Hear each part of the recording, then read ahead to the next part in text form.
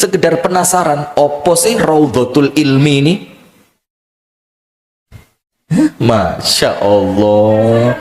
Allah, tadi pesen Mbak video no Mbak. Saya lo kelihatan.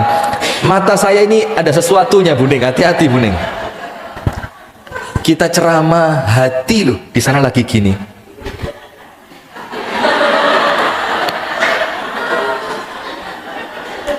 Buning.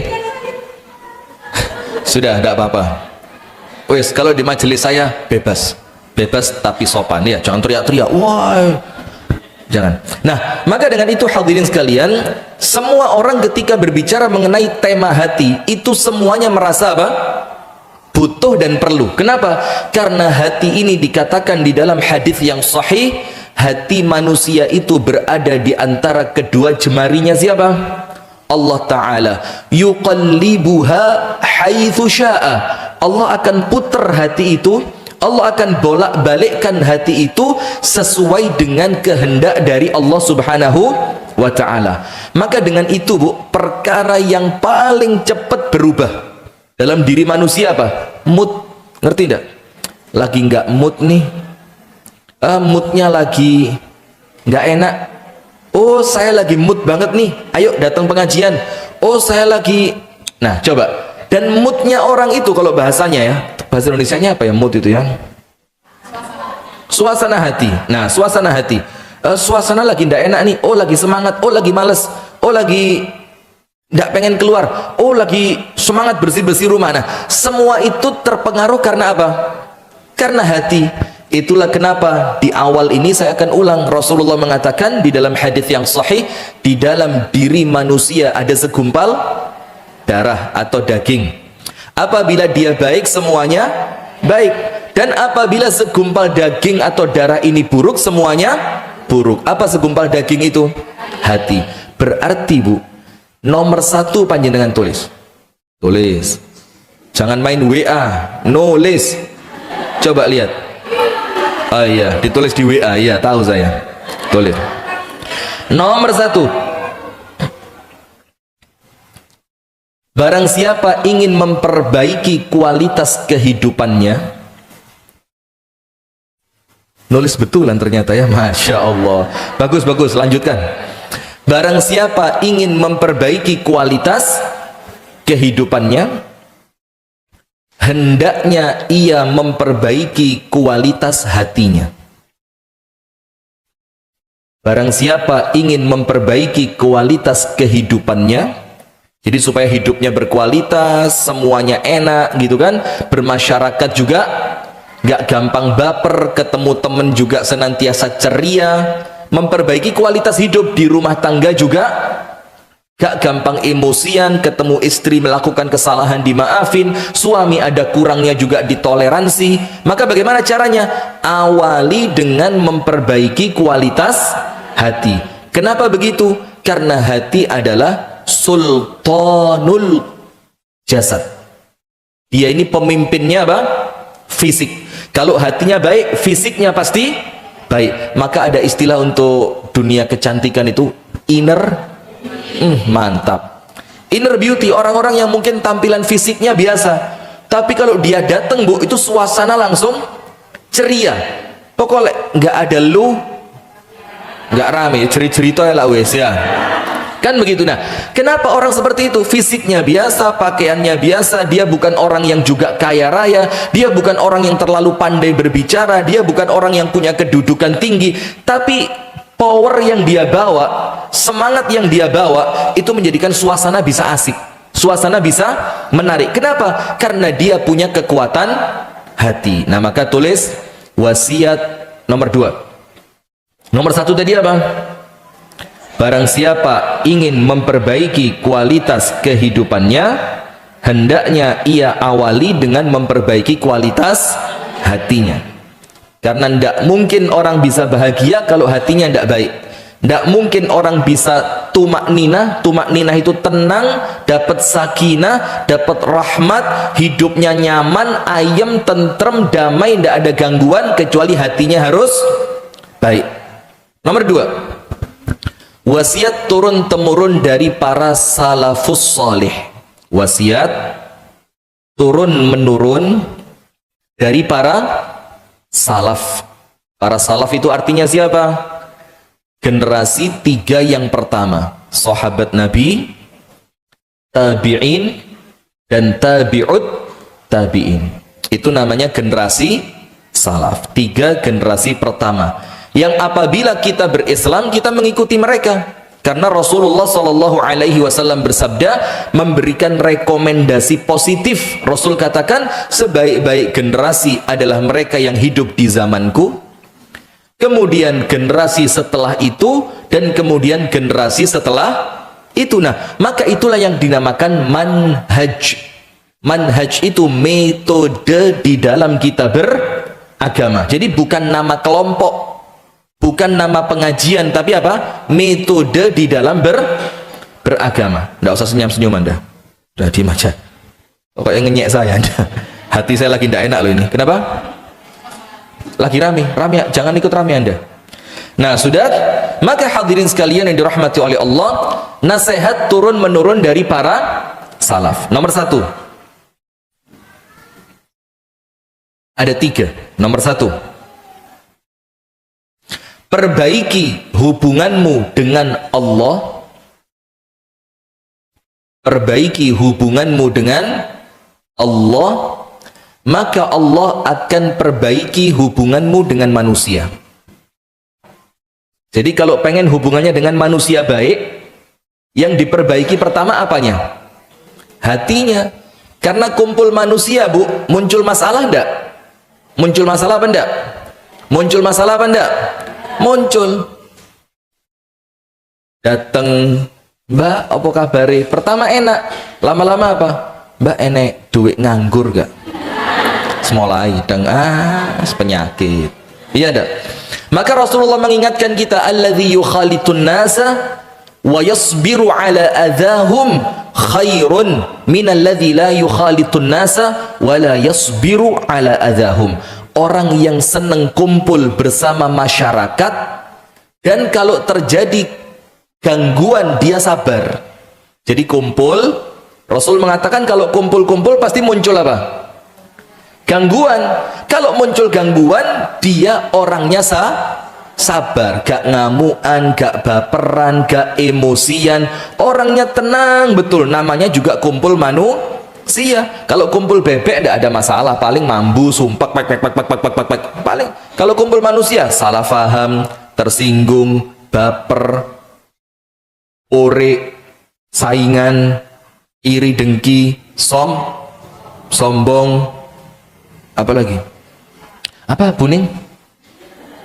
Rendah diri, bukan rendah hati. Iya, minder. Oh, jilbabe luwe apik. Sampai mereknya dipasang di jobo. Tahu enggak sekarang, Bu, ada model cadar itu yang mereknya di luar? Tahu? Ada. Berapa harganya itu? Mahal. Ya itu kenapa ditaruh luar. Kalau enggak mahal enggak taruh luar. Jas yang mahal, tahu jas? Saya punya, enggak saya pakai tapi. Biasa, banyak jas saya punya. Itu kalau mahal, mereknya di luar, di sini. Mereknya itu ditaruh di luar sini. Kalau mahal, kalau murah, kan mereknya. Ono kadang-kadang disingit no di burine gulu. Nah, maka kadang-kadang kalau kumpul manusia itu masalah. Kenapa? Hati kita belum siap. Maka sebelum terjun ke masyarakat, atine kudu siapkan. Maka wasiatnya nomor 1 apa? Perbaiki hubunganmu dengan Allah, maka Allah akan perbaiki hubunganmu dengan manusia. Nomor 2, perbaiki batinmu. Batin itu apa? Daleman, sesuatu yang tersimpan dari pandangan manusia. Pola pikir termasuk batin enggak? Termasuk. Mindset, pola pikir, yo termasuk hati, termasuk apa? Perasaan. Yang kedua, perbaiki batinmu, maka Allah akan perbaiki zahirmu. Jadi zahirnya itu senantiasa apa? Baik, karena dia menyibukkan diri memperbaiki batinnya. Sementara manusia sekarang roto-roto kebalik. Nggih napa nggih?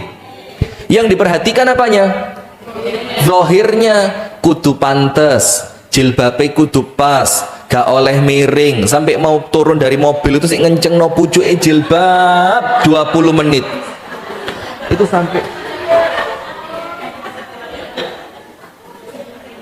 kok gak kenceng-kenceng. Ini yang salah bukan jilbabnya, sirai rodok miring. Iya, bingung memperbaiki apa? Zahir. Cara ngomongnya diatur, nanti turun mobil diatur biar kelihatan elegan, nolesi ono wong pora, legan wong gak sida mudun. Rata-rata kita ketipu. Yang kita perhatikan adalah zahir, dalam keadaan kita lalai dari batin. Padahal zahir tidak mungkin baik, masih perfect dari luar, sempurna, jilbab api, gamis api, sepatunya bagus, semuanya bagus, tapi kalau hatinya, batinnya tidak diperbaiki, maka tidak akan terlihat bagus dari luar. Itu wasiat yang keberapa? 2. Wasiat yang ketiga, perhatikan akhiratmu, maka Allah akan perhatikan duniamu. Ojo diwalik. Perhatikan akhiratmu, maka Allah akan perbaiki duniamu. Berapa wasiatnya? 3. Nah sekarang ibu-ibu sekalian, nasihat yang pertama, siapa ingin memperbaiki kualitas hidupnya, awali dengan memperbaiki kualitas apa? Hati. Kemudian para salaf saling menasehati satu dengan yang lain. Nomor 1, perbaiki hubunganmu dengan Allah, maka Allah perbaiki hubunganmu dengan manusia. Nomor 2, perbaiki, perhatikan batinmu, maka Allah akan perbaiki zahirmu. Yang ketiga,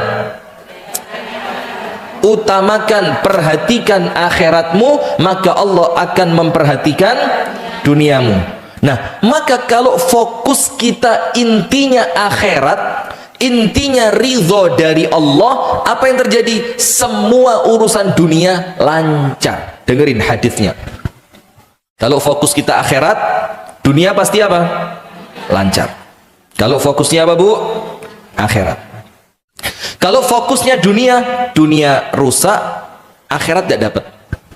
Dunia rusak, akhirat tidak dapat. Panjenengan mau fokus mana? Dunia apa akhirat? Dunia apa akhirat? Dunia apa akhirat? Akhirat.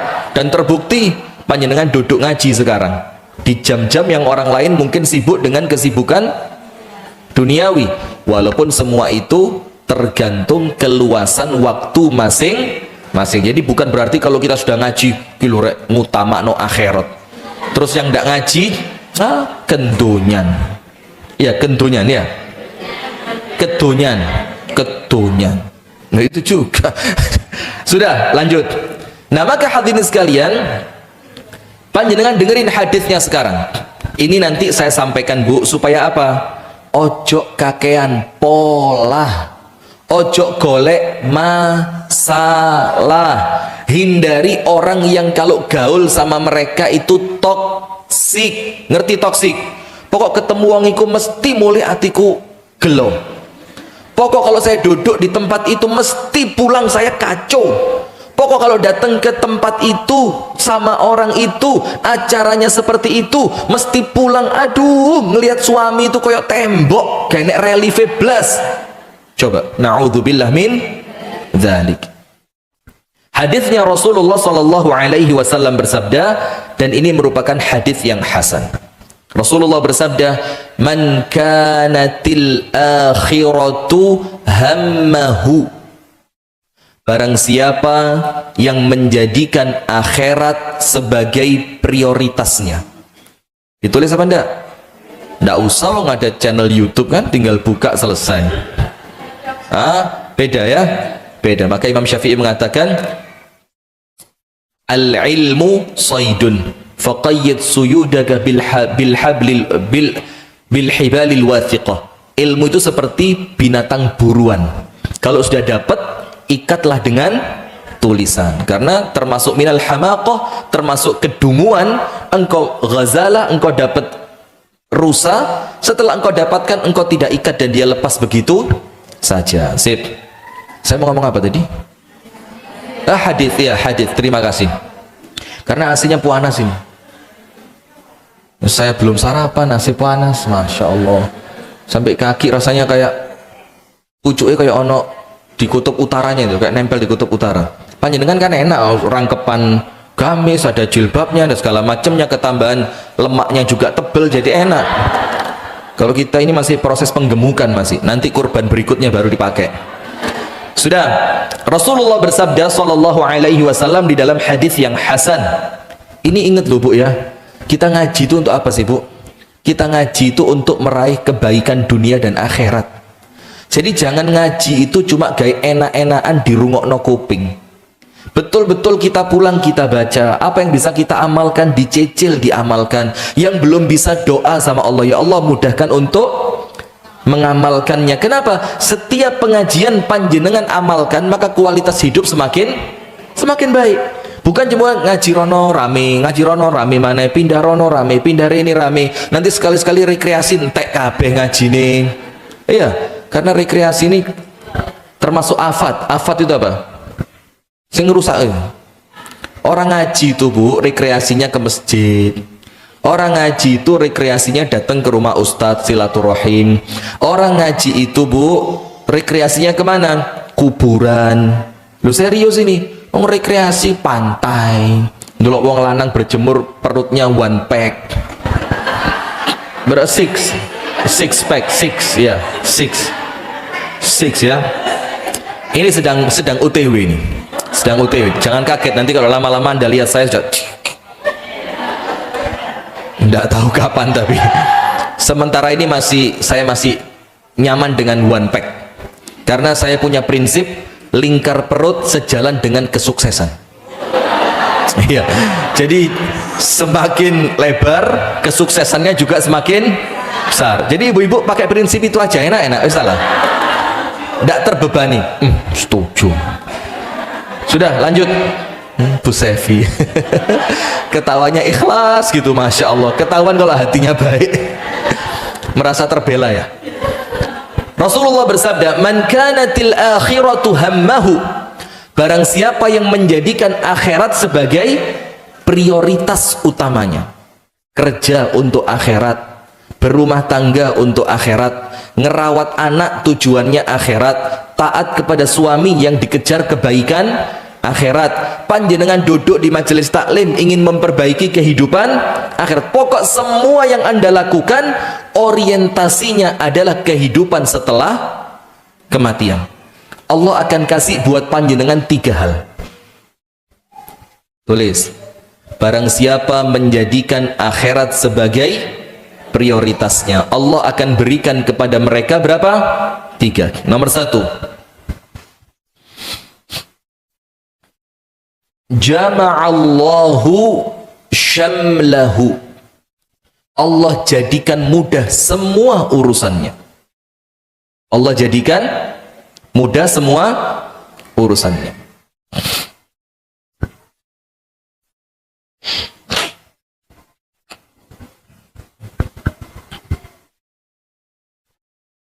Allah jadikan apa Bu? Mudah. Kenapa? Panjenengan cek, semua yang bikin ruwet itu dunia. Jadi tidak akan ada pertemuan yang langgeng, tidak akan ada perkumpulan yang bisa panjang, tidak akan ada organisasi apapun yang bisa utuh selamanya kalau orientasinya dunia. Lihat, maaf ya, contoh saja, partai politik pindah sana, pindah sini, dukung sana, fitnah sini, nanti tidak dapat kursi di sini pindah ke partai itu, bahkan yang pindah ketua partainya, ya apa ketua nih pindah, bahkan pendirinya bisa dipecat. Tahu partai apa? Yang itu loh, yang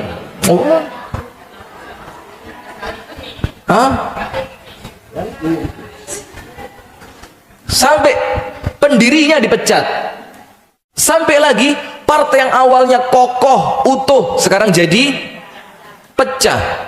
Coba lihat, itu kalau orientasinya apa? Dunia. Sementara kalau orientasinya akhirat, gampang. Ada masalah, kembalikan ke niatan awal. Sampean rene golek opo? Sampean ikut bareng saya mau niatnya apa? Sampean masuk ke SDU mau cari apa? Sampean masuk ke Nur Hasan mau cari apa? Anda ikut ke pengajian Raudhatul Ilmi yang dicari apa? Jangan mentang-mentang masjid api, jamaah yakeh, kota amali lancar, sombong, ngelihat majelis taklim yang lain, nggak mau belajar ke tempat saya. Nah ini masalah. Kenapa? Karena orientasi dari apa yang dia lakukan bukan akhirat, bukan ridha dari Allah, sehingga sama setan dia diombang-ambingkan. Karena apa, Bu? Dunia itu dikatakan oleh Rasulullah sallallahu alaihi wasallam, ad-dunya mal'unatun. Mal'unah, apa mal'unah? Dunia itu sama Allah dilaknat. Wa mal'unun ma fiha, dan semua yang ada di dalamnya oleh Allah dilaknat. Illa dzikrullah wa mawala, kecuali orang-orang yang tidak lepas dari zikir dan perkara-perkara yang berhubungan dengan zikir, itu tidak dilaknat. Majelis zikir, majelis taklim, orang yang ingat masjid, orang yang rajin ngaji, orang yang taat ibadah, selamat dari laknat itu. Lah terus mana mungkin sesuatu yang oleh Allah dilaknat bisa menyatukan kita? Bisa apa enggak? Enggak bisa. Seperti orang nikah enggak dapat restu orang tua bisa bahagia? Blas. Jangan curhat, jangan. Wis talah, simpen aja. Enak-enak kalau curhat sama Allah itu enak. Ndak ono sing ngeruh dikei solusi. Curhat sama manusia dikeploki jero ati, kapokmu kapan. Sudah, curhatnya sama siapa? Allah, paling enak. Ndak ada orang tahu, tidak merendahkan diri di hadapan manusia, dan oleh Allah diberi jawaban karena Allah Maha mendengar, Allah Maha melihat, Allah Maha bijak. Sana enak, jangan Ustaz. Loh, ngomong sih aja guyu sih. Iya, Ustaz. Nangis. Iya. Nangis kok guyu ya? Karena ibu-ibu ini antara nangis sama guyu ndak jauh beda. Ini loh, Ustaz. Saya kira ngetawain saya tiba motornya tiba-tiba lepas. Air matanya maksudnya. Sudah. Maka yang pertama,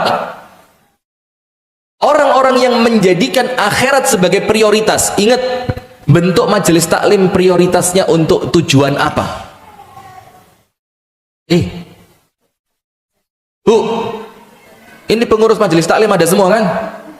Bunda Smart, perwakilannya mana? Ini MC-nya Bunda Smart ini.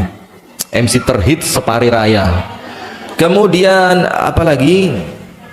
Cinta Surga, perwakilannya Bu Sevi. Terus apa lagi? Raudhatul Ilmi. Malah tidak ada. Ada apa lagi? As-Sakinah, Al-Amin Sore. Al-Amin Sore, Al-Amin Sore, Masjid Al-Amin Sore. Insya Allah ada juga, ya kan? Apalagi majelis taklim di Pare ini? Yang hit cuma 4 itu ya. Tanwir apa takwim? Tanwir, angkat tangan. Ada, Masya Allah. Apalagi? Pengajian ibu-ibu Sabtu pagi Al-Itqon. Ada? Insya Allah ada perwakilannya ya. Nah, maka dengar Bu, nomor 1 prioritas kita, Bu, ini bukan membesarkan masjid kita, bukan membesarkan majelis taklim kita, bukan membesarkan ego. Kesian sentak-sentak gak diombe blas.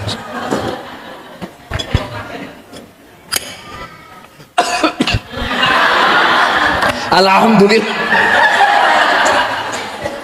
Dosa loh. Bahagia di atas penderitaan orang lain. Itu ciri yang mendekati kematian itu. Ciri hati yang mendekati kematian. Jadi ono wong susah iku atine bunga gitu. Itu ciri orang yang hatinya mulai apa? Sakaratul maut itu. Talqin aja hatinya. La ilaha illallah. Sudah. Maka Bu, nomor 1 niatan awal itu sangat penting. Jadi kumpul. Yang dibicarakan pertama kali apa? Bukan tujuan dulu. Tujuan itu nanti yang bikin sukses siapa? Allah. Tenang aja. Niatanmu tulus oleh Allah dikasih jalan. walladzina jahadu fina lanahdiyannahum subulana. Orang yang bersungguh-sungguh meniti jalan kami. Intinya di situ apa? Ada dua. Tulis, walladzina jahadu fina. Nomor satu, jahadu, bersungguh-sungguh. Nomor dua, yang disunggui tadi, yang dia bersungguh-sungguh padanya itu fina, jalan kami. Kami di sini siapa? Allah. Jadi yang pertama kalau pengen sukses harus sungguh-sungguh. Nomor dua, jalannya harus jalannya Allah, bukan ego pribadi. Bukan ego pribadi. Nah, maka yang pertama hadirin sekalian, orang yang menjadikan akhirat sebagai prioritasnya, apa yang terjadi? Allah akan mudahkan semua urusannya. Maka kalau ada perkumpulan, tidak apa-apa bu, majelis taklim banyak itu loh, tambah bagus. Nggih apa nggih? Tapi yang jadi masalah, kenapa justru masalah itu kok munculnya di majelis taklim? Aku gak cocok mbak iku. Loh, ini urusannya bukan kamu cocok sama dia apa enggak. Ini urusannya majelis taklimmu mendekatkan dirimu kepada Allah apa tidak. Itu intinya. Anda mau cocok, Anda enggak cocok, jenenge menungso gak ono cocok, Bu. Tapi kalau kemudian hati kita bersih, tujuan kita akhirat, ketidakcocokan itu Allah mudahkan untuk diperbaiki. Orang kalau hatinya bersih, ada masalah, baiknya gampang. Kalau hatinya kotor, masalah kecil jadi besar. Faham adik-adik? Gitu loh Bu. Maka nomor satu, kalau kemudian tujuannya adalah akhirat, kalau kemudian tujuannya adalah meraih ridho, cinta dari Allah, maka urusannya sama Allah dimudahkan. Nomor dua, wa ja'ala ghinahu fi qalbihi. Yang kedua, apa yang akan ia dapatkan? Wa ja'ala ghinahu fi qalbihi. Allah masukkan kekayaan ke dalam hatinya. Bu, yang nomor dua apa? Allah masukkan kekayaan ke dalam hatinya. Allah masukkan mobil ke dalam hati, Allah masukkan mas-masan ke dalam hati. Yonda. Kekayaan di sini perasaan kaya, qanaah, ridho, ikhlas, nerimo, lego. Jangan diteruskan, enggak mari-mari nanti ya. Wes pokok itu, qana, hatinya itu Bu enak gitu. Dia dijadikan Allah kaya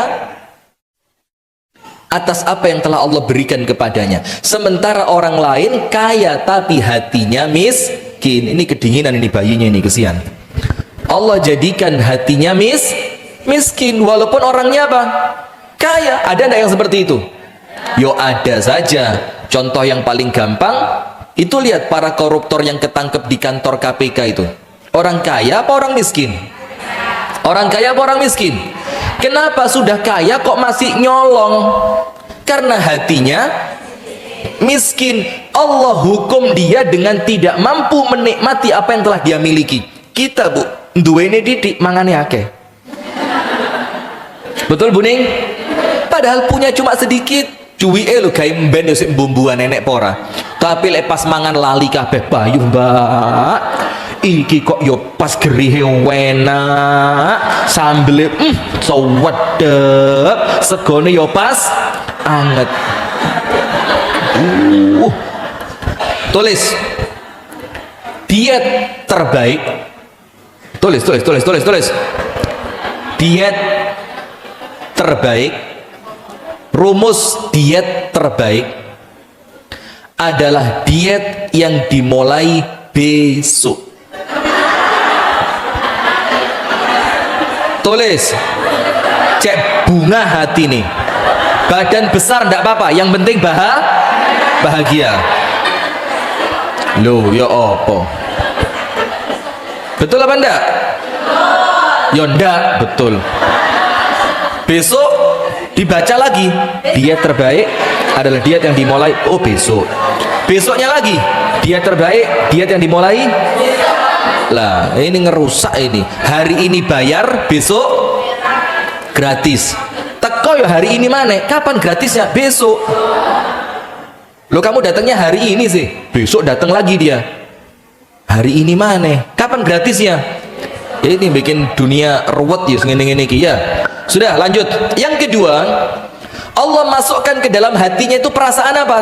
Kaya. Bu, panjenengan ngerti tidak perasaan kaya itu apa? Perasaan ridho dengan yang Allah beri, perasaan puas dengan yang Anda punya, perasaan tidak iri kepada yang dimiliki oleh orang. Itu loh namanya ridho, itu loh namanya kaya dalam hati. Ndelok wong liyane itu gak iri. Bu, panjenengan kerso dipanggil ibu apa adik apa mbak Uti apa? Apa dipanggil? Jamaah, mau yang mana? Ya wes pokok itulah ya, umum ya. Oh, sekarang ada yang keren di Malang itu. Amah. Saya ngeliat ibu-ibu majelis taklim itu semakin lama kok semakin menggemaskan ya. Dulu Bu, sebelum majelis taklim seramai sekarang, itu panggilan keren itu onti. Ngerti onti? Onti, onti selfie, onti Rina, onti Sukaisi, aduh. Oh Elvi ya, Elvi. Sudah. Sekarang ganti, dari dulu onti sekarang amah. Apa amah itu? Ya bibi tapi bahasa Arab gitu loh, kan sekarang sudah mulai ngaji, mosok ngaji pakai bahasa Inggris. Rotok pret-pretan orang-orang ini sekarang. Ya, sekarang kita lanjutkan. Maka kalau hati panjenengan Allah bikin kaya Bu, panjenengan tidak akan sibuk melihat orang lain, panjenengan tidak akan sibuk dengan kenikmatan orang lain, panjenengan tidak akan sibuk untuk membandingkan hidup Anda dengan hidup orang. Kenapa? Tujuannya bukan dunia. Sementara yang biasa panjenengan bandingkan dunia apa akhirat? Dunia. Oh itu mobil saya parkir depannya Pajero Sport. Ya Allah, kalau saya mikirnya donya Bu, isin rek. Ustadz Mudun kati ceramah mobilnya Chevrolet Spin, jamaahnya Pajero Sport. Itu jamaah ndak tahu diri itu. Mana Pajero Sport? Angkat tangan. Panjenengan kok nggih mboten sungkan belas. Itu kalau ngerti Bu, Ustadz BPKB. Kuncinya Ustadz tuker. Kebetulan Bu, lengkap di mobil saya, BPKB ada, STNK juga ada. Mobil saya tidak pernah sekolah itu mobil aman terus, itu pinter kan. Itu kalau pengertian. Betul enggak? Terus ngono sebelah Innova Ribbon, ya Allah. Loh, panjenengan kok tidak pengertian belas? Tahu kan itu parkir saya di situ, tahu kan? Sebelahnya lagi Chevrolet Captiva. Jadi saya lihat mobil saya kok ternyata yang paling tawadhu di sana. Masya Allah. Itu kalau orang mikirnya dunia Bu, gak sida mudun Bu, telepon Mas Aceng. Mas Aceng maaf sakit perut mendadak. Siapa yang ceramah? Yang bawa Fortuner, yang bawa Pajero suruh ceramah. Mundur saya, cet, keluar saya. Itu loh kalau pikirannya dunia, gelisah dengan apa yang dimiliki oleh orang lain. Nah, maka termasuk orang kalau duduk di majelis taklim Bu, kalau pikiranin donyo, loh jamaahku kok gak akeh kayak majelis taklim iku yo. Loh, lek di tempat saya kok yang sosialita nggak dateng ya. Oh, kalau di pengajian saya kok Ustadz ini ngisinya ndak semangat ya. Padahal podo ae, cuma dibisiki siapa? Setan. Gara-gara yang Anda kejar bukan akhirat tapi dunia. Wes tala Bu, jadikan akhirat sebagai prioritas, maka majelis taklim itu obat dari sakit. Mulai atine bersih, atine tenang. Ayatnya mengatakan, wa tilkad darul akhiratu naj'aluha lilladzina la yuriduna 'uluwan fil ardi wala fasadat. Akhirat itu nanti Allah hadiahkan buat siapa? Orang-orang yang ketika di dunia dia tidak pengen menonjol. Menonjol itu apa? Hubbudz zuhur. Hubbudz zuhur itu apa? Seneng pamer. Kalau bahasa orang sekarang, flexing. Titik-titik video. Makan di restoran roto api, video. Dikasih hadiah suami, kue tar, video. Suami pulang kerja bawa bunga, video. Lama-lama suamimu diambil orang, di video sama orang. Iya enggak? Flexing. Kenapa kok akhirnya hidup kita ini senantiasa cari pandangan karena tujuannya bukan akhirat, tapi apa yang terjadi? Ya sempit atine, gak didelok uang pore. Mbak, oh kira-kira di sana sampean. Sudah ngadep sini dulu. Nanti saya pulang getun. Aduh, mau ngelok terus. Sudah, fokus dulu. Nanti kalau kira-kira nanti tak sediakan tempat. Panjenengan mau ukuran berapa? 3x3 atau berapa? Atau 2x1 kalau mau? Sudah. Maka ibu-ibu sekalian, orang yang orientasinya akhirat itu hatinya tenang, atine soge. Dia tidak sibuk dengan melihat orang lain. Dia fokus dengan apa yang dia miliki, yang itu merupakan anugerah dari Allah. Saya mau tanya, pernah tidak Allah ketika memberi sesuatu salah orang? Pernah tidak Allah ketika memberi sesuatu itu jumlahnya keliru? Karena Allah itu al-alimul hakim, alim yang paling ngerti, hakim yang paling bijak. Terus anda bingung dengan pemberian Allah, kok kuali? Jadi yang sokila aku biasanya juara siji aku lah kok masuk juara siji dodolan roti rek? Iku lo koncoku ben goblok powol. Matematika lo 2,3 nilainya. Lah kok saiki duwe butik? Butik, masya Allah. Butik no. Duwe butik. Padahal sekolah goblok.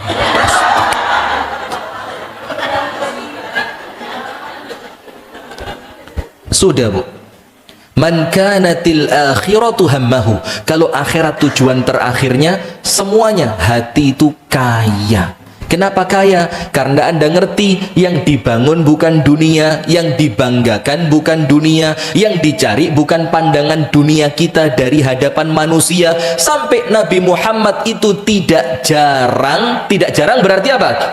Sering itu mengucapkan apa? Allahumma la aisha illa aishul akhirati. Ya Allah, tidak ada kehidupan yang hamba cari kecuali kehidupan akhirat. Kapan Rasulullah mengucapkan itu?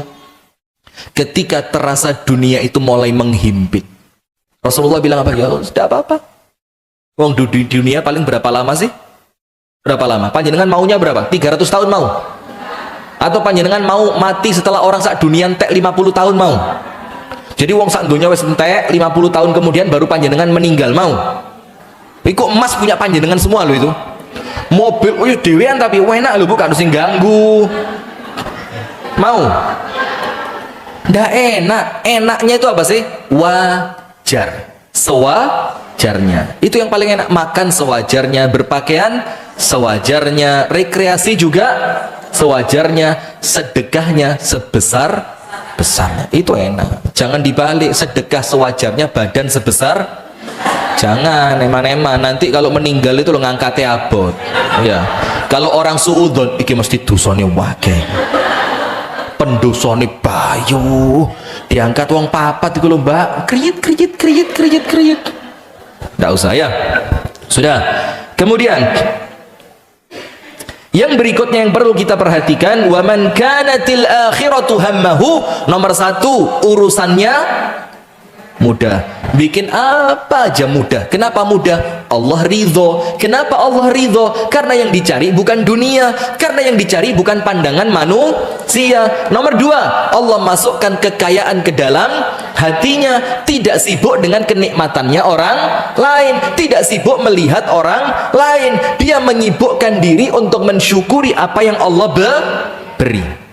Nomor 3, wa atathud dunya wa hiya raghimatun. Apa bu? Tulis. Wa atathud dunya wa hiya raghimatun. Dan dunia akan datang kepadanya dalam keadaan dunia itu olehnya dianggap hina. Jadi dunia itu ngetek nguber panjenengan kalau tujuan hidupnya untuk mencari apa? Akhirat. Nah berarti hati-hati Bu, hati kita ini lemah, ojo kakean pola. Nah maka sekarang saya akan sampaikan bagaimana sih supaya hati kita itu tidak lemah, sehingga kemudian ketika ada orang lain yang berulah, bukan kita, siapa? Orang lain yang nggae masalah, orang lain pola, kita tetap woles bro, dekengan pusat.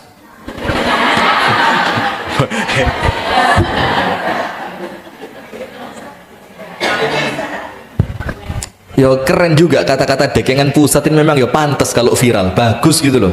Jadi manusia dekengannya jenderal, bintang 3, bintang 2, bintang 4, dekengannya menteri, dekengannya direktur. Kita dekengannya katanya apa?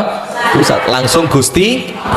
Ya itu, kalau baik ya kita apresiasi, itu ucapan keren tuh, bagus dekengannya pusat. Wa may yatawakkal 'ala Allah fahuwa hasbuh. Kalau dekengannya Gusti Allah mesti uripe penak. Cukup kabeh, selameti cukup, sehati cukup, rezekine cukup, bahagiane nggih cukup, semuanya cukup. Jumlah istri juga sama Allah bakal dicukupi. Ya tergantung kecukupan. Tergantung kalau satu dianggap cukup ya satu. Kalau satu khawatir kurang ya dua. Kalau dua dianggap masih banyak godaan ya tiga. Tiga ternyata belum jangkep kesempurnaannya ya empat. Empat belum jangkep mati ya wae.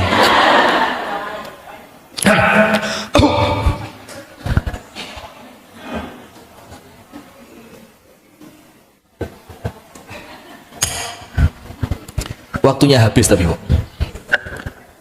saya bukan apa-apa, gak kuat ademin loh, ini pas asik teng lho apa ini?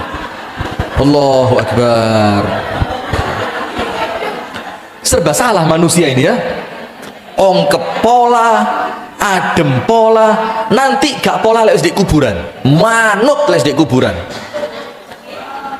Iya apa enggak? Bahkan manusia itu tidak bisa milih dikubur di mana, tidak bisa milih. Disolati siapa ya tidak bisa milih. Bakal dikafani pakai kain apa ya tidak bisa milih. Kenapa? Sudah meninggal. Oh, dia akan berwasiat. Iya kalau wasiatnya ditunaikan. Kalau enggak, apa dia akan keluar dari kuburan golek tanah yang dia inginkan? Ya tidak bisa. Sudah.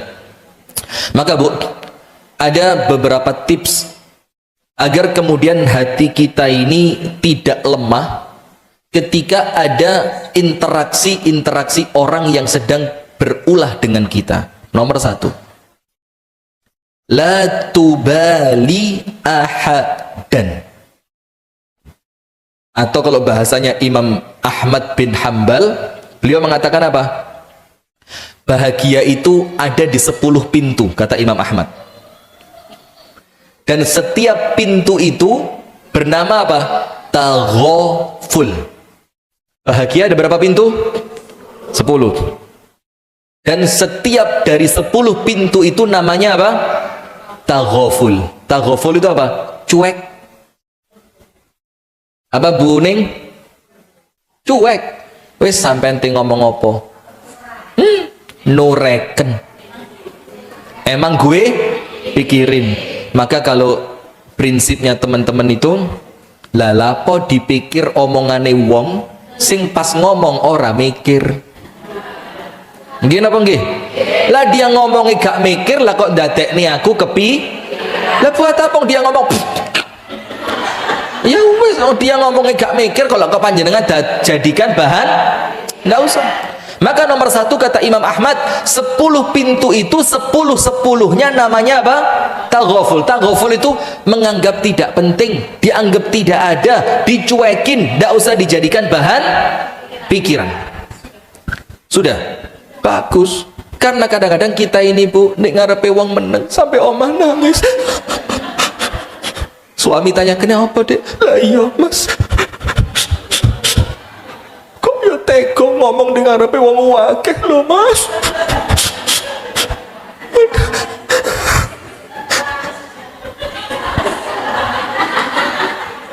Sudah.